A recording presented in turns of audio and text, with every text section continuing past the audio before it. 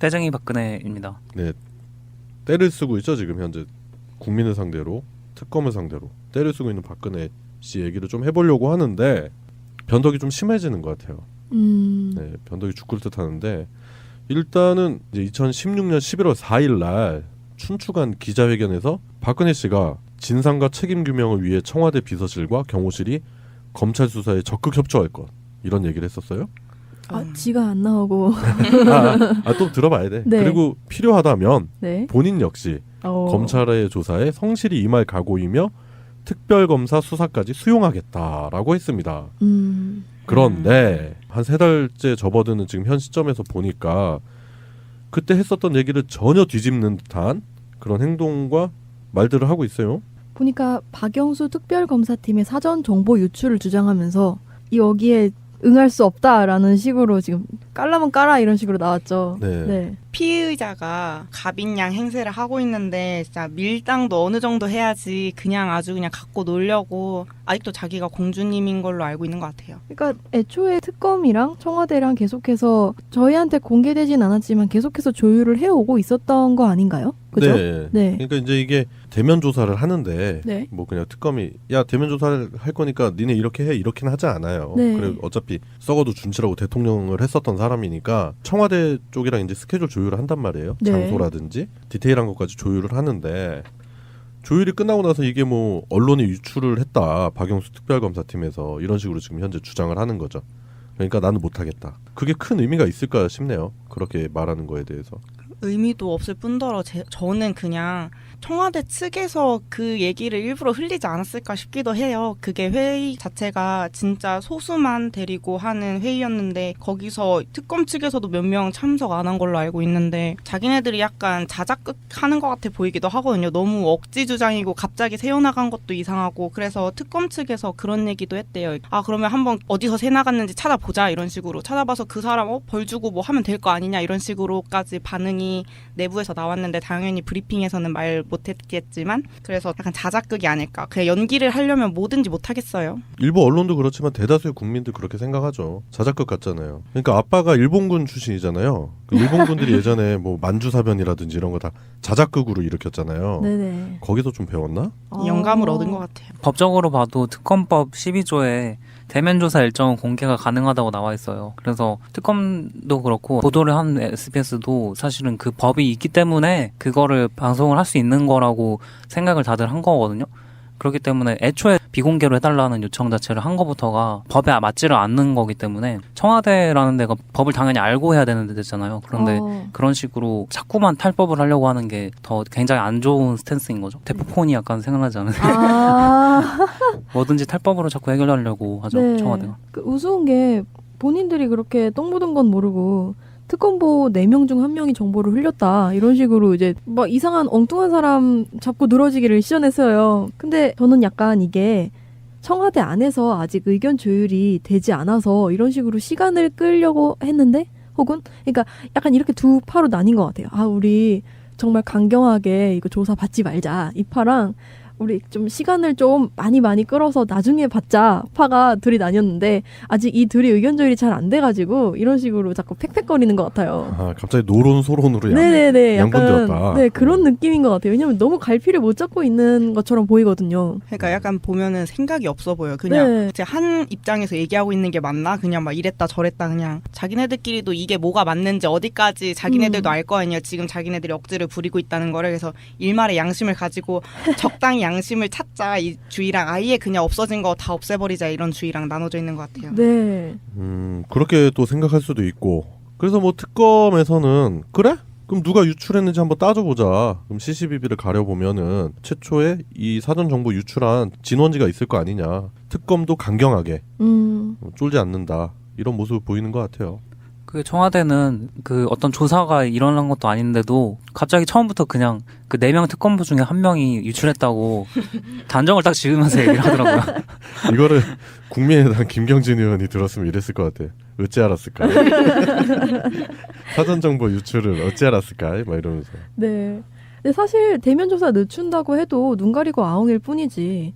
그 수사 기한을 좀 늘릴 수 있는 오히려 명분을 제공했다고도 하더라고요. 네. 네. 현재 뭐 박주민 의원이 네. 특검 수사 연장을 위한 특검법 개정안을 7일날 발의를 했어요. 네. 그래가지고 지금 이 부분에 대해서 좀 집중이 되고 있죠. 그러니까 이게 수사 기간을 현행 70일에서 120일로 연장을 하고, 네. 그리고 위증죄를 수사에 포함을 시키자, 이런 골자의 그 개정안인데 이 부분에 대해서도 좀 주목을 많이 하고 계신 것 같아요. 특검이 너무 기간이 짧다 지금 현재. 네. 피의 사실을 다 확인하기까지. 그리고 청와대나 박근혜나 뭐 박근혜 주변 그 피의자들이 너무 비협조적이기 때문에 이런 부분으로 지금 접근을 하는 것 같아요. 그게 지금 이번 달까지가 딱 1차 수사 기간이어서 네. 그게 특검에서도 이런 비공개를 요청하는 것 자체가 법에 맞지는 않는데 기간이 워낙 없다 보니까 수락을 한 거다라고 얘기를 했었죠. 그러면 기간이 연장되면은 이런 식으로 다 편히 봐줄 필요 없는 거네요. 네, 네. 그렇죠. 근데 이제 이 개정안을 통과시키려면 일단 정세균 국회의장이 직권상정은 할 수 있어요. 일단은 뭐 새누리당은 분명히 반대할 거고, 현재 양상으로 봤을 때는. 그런데 이제 중요한 키포인트가 생긴 게 바른정당이에요. 바른정당.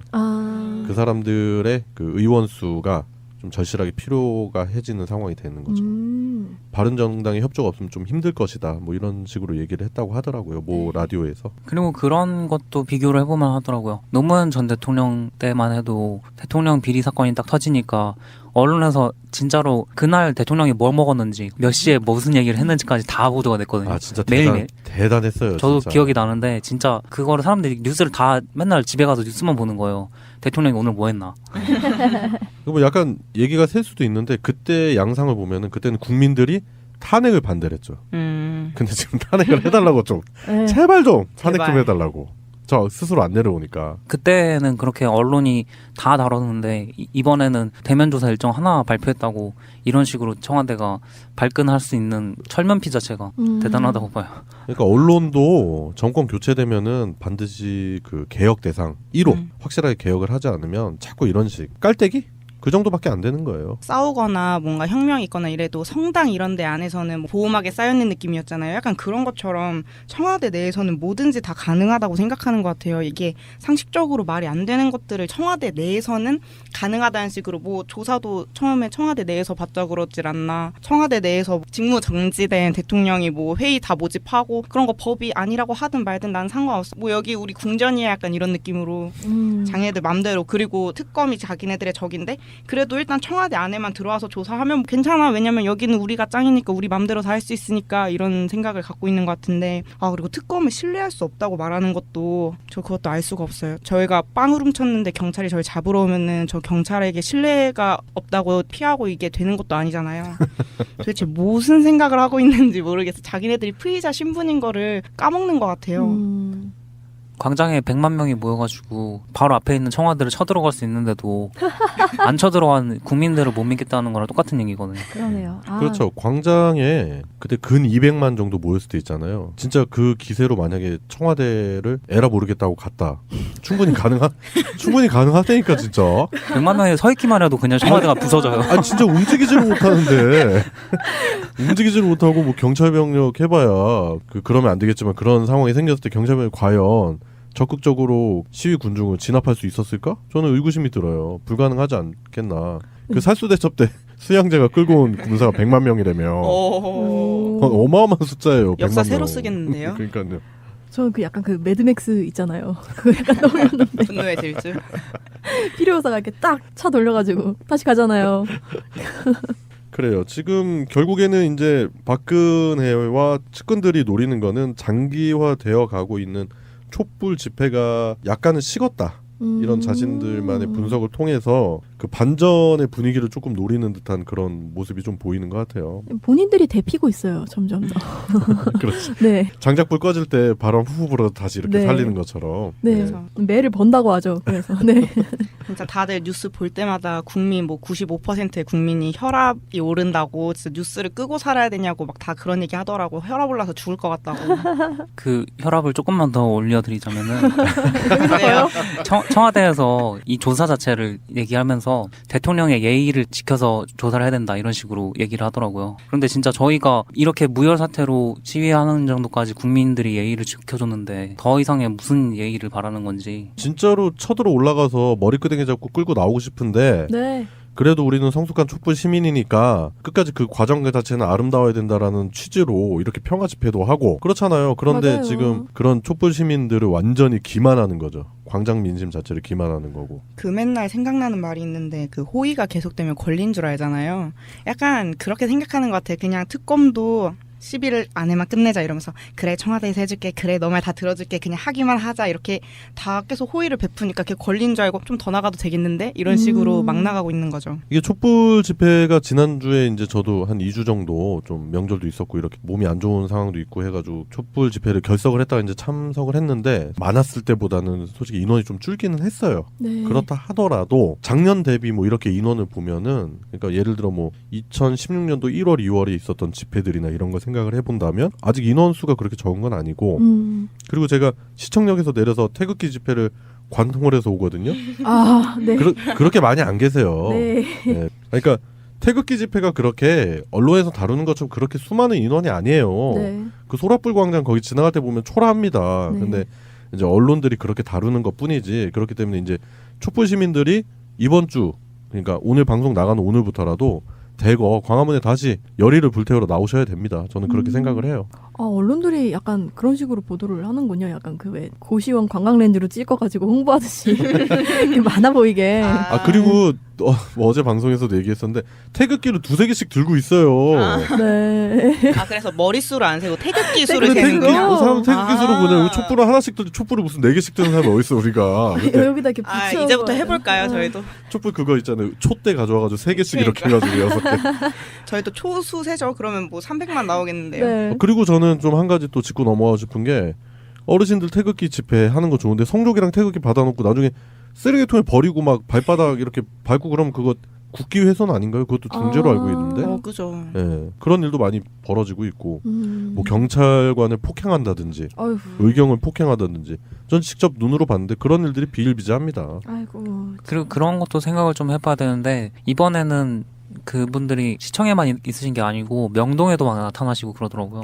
그러니까 이게 원래 촛불 집회 자체는 여기 서울 광화문에서만 하는 게 아니고 다른 지역에서도 다 하잖아요. 네. 그런데 태극기 드신 분들이 거기 시청에만 조금만 있으면 이제 적어 보이니까 다른 지역에도 나타나가지고 다른 데서도 다 하고 있다 이런 이미지를 자꾸 노리는 것 같은데 그러니까 이렇게 늘려. 네. 늘려. 막상 가보면 2-30명밖에 없더라고요. 많이 없어요 진짜. 뭐 날씨가 추워서 그런지 그 시청역 안에 짱 박혀 계셔가지고 막 나가지를 못하겠어요.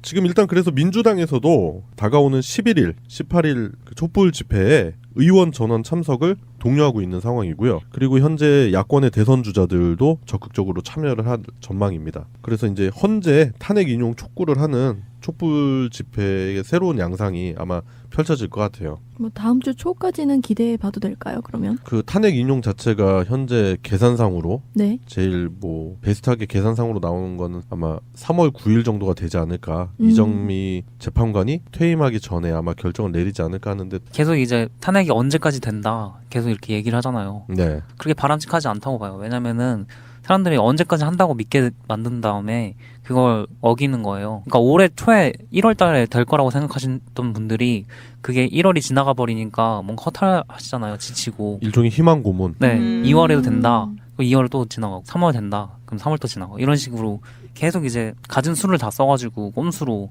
지치게 만드는 그런 게 보이네요.